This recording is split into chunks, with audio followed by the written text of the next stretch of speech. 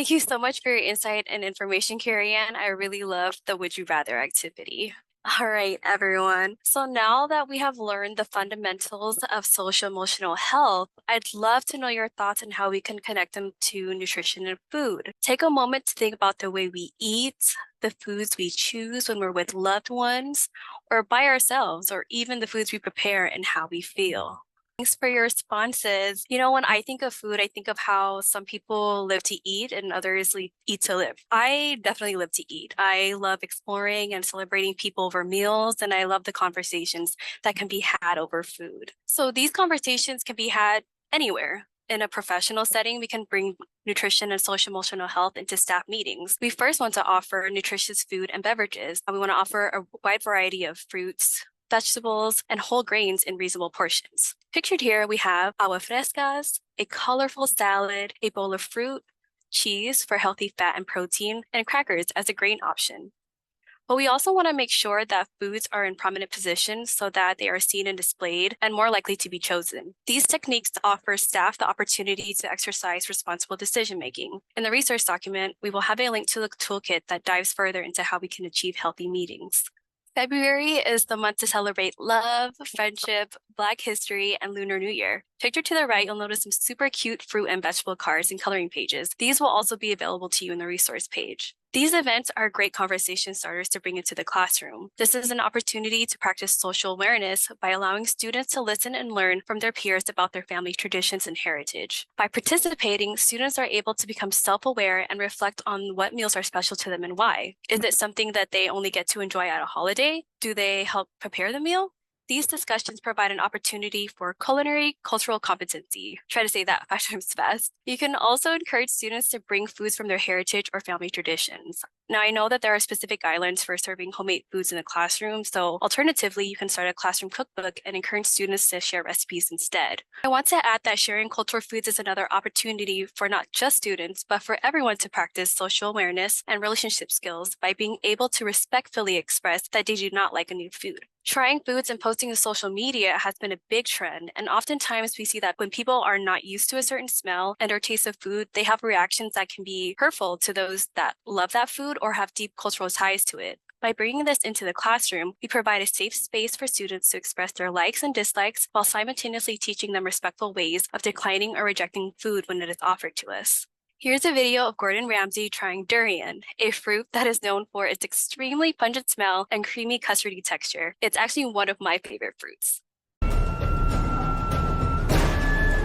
beg you, not the smelliest fruit on the planet. Durian fruit, so well respected here. There's a pungent smell that doesn't sit right with my palate. Never been a big fan, but I respect it. Oh my God. What, you tried this before? I did try it. No. Wait, it's different. This is Sumatran durian. It's different. This is the best. A Sumatran durian is different to a Malay. Any other durians. This is the best. So they don't smell? They smell. But that's what's unique about durian. Come on, but it's different. It's different. It's different. I swear, I'm not just being precious. Durian fruit is so smelly, it's outlawed in hotels, elevators, and on public transport throughout much of Southeast Asia. The king of the fruits. It's pungent, it's strong. It's like something's been fermented. You try, please, for me. It looks like a human brain.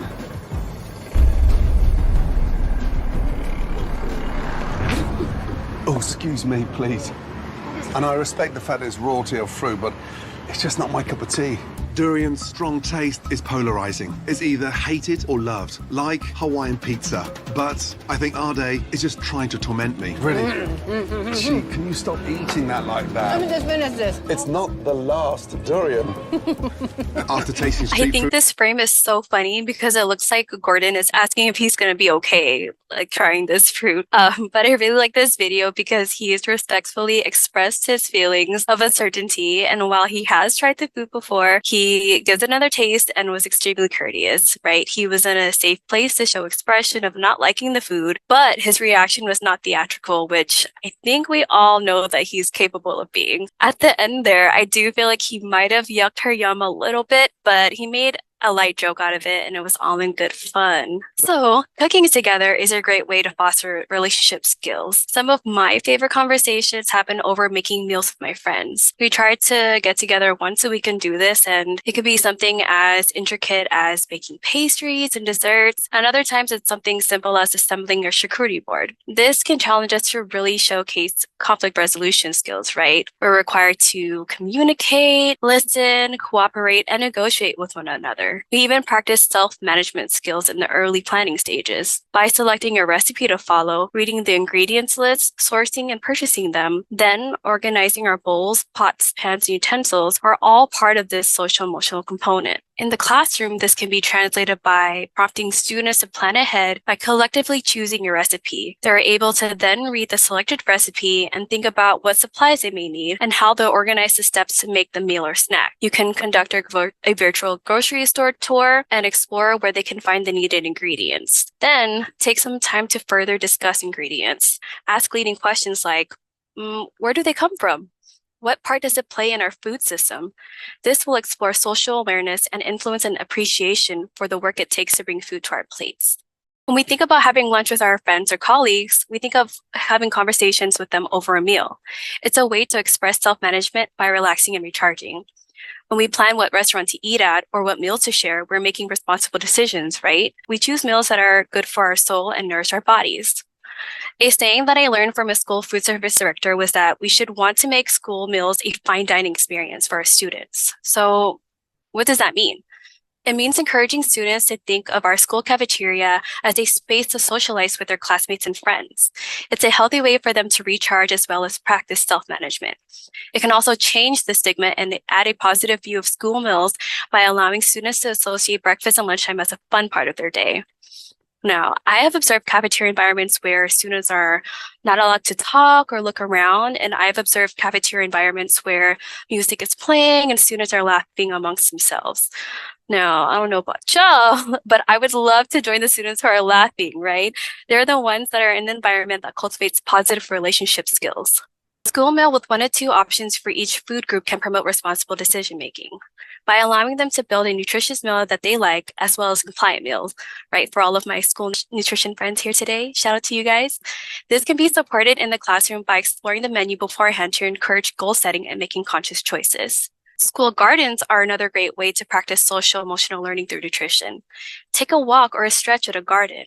Practice mindfulness and self-reflection and explore the interconnectedness of body, mind, and nature with growing food. This can prompt conversations, or as I like to call them, intentional investigations. When we notice a wilted vegetable, what does it mean? It's telling us that my needs are not being met. I'm thirsty. Or a sunflower that is bent over, it's saying, I have a heavy burden. I might need some support. Even the raised beds, benches, and pathways we build around food, it tells us boundaries are good. They keep our fruits and vegetables safe. Intentional investigations are also a way to explore natural consequences, which makes us think about responsible decision-making. Gardens allow us to have a hands-on exploration of food, making us self-aware by exploring our senses. What do we smell when we open a bag of soil? How does it feel in between our fingers? When our produce is ready to harvest, what does the garden look like? What colors do we see? These are opportunities for kids to engage with their peers, learning peaceful ways to resolve conflicts and learn compassion and empathy, which exercises social awareness. Those intentional investigations can lead to other conversations about our own bodies. An example that connects the two could be a wilted vegetable may indicate that I didn't receive enough water. So what does our bodies feel like when we don't drink enough water? It exemplifies self-awareness. This way, we can encourage students to create a method for tracking water intake. This can be through a food journal that can also help make connections between their food choices and emotions, which can be extremely empowering to help them make more informed decisions. We want to ask them questions such as, how do we feel when we haven't gotten enough to eat? When we haven't had nourishing food to eat, how does our stomachs feel? How do our heads feel? Are we able to pay attention in class? At this time, we can use this to teach students about smarter snacking, nutrition education, and encourage them to participate in the school and breakfast lunch programs.